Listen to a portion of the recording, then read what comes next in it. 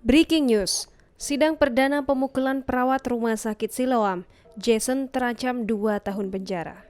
Kasus menghebohkan penganiayaan terhadap seorang perawat Rumah Sakit Siloam Sriwijaya yang dilakukan oleh pasiennya kini memasuki tahap persidangan.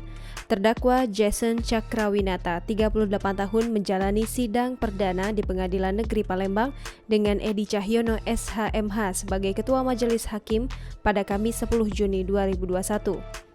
Dalam dakwaannya, JPU Kejari Palembang Ursula Dewi SHMH menyatakan bahwa terdakwa didakwa melanggar pasal 351 ayat 1 KUHP tentang penganiayaan.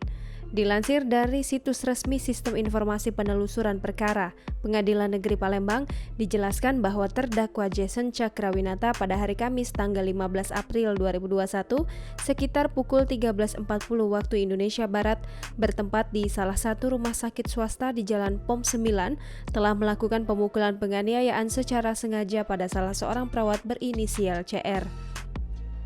Kejadian itu berawal pada saat terdakwa sedang berada di Kota Kayu Agung, kemudian ditelepon oleh istrinya yakni saksi RM alias Melisa.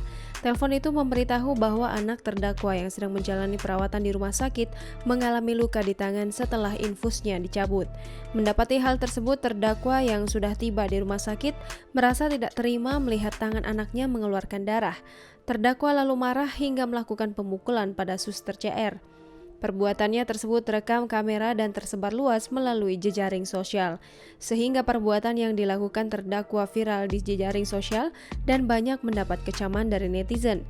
Namun tidak sedikit pula netizen yang mempertanyakan kejadian sebenarnya dan menganggap perbuatan pelaku pemukulan pasti ada sebab di awal, sehingga memancing pelaku untuk melakukan pemukulan seperti yang ada di media sosial tersebut. Atas perbuatannya, terdakwa kini diancam pidana dalam pasal 351 ayat 1 KUHP dengan hukuman maksimal 2 tahun 8 bulan penjara.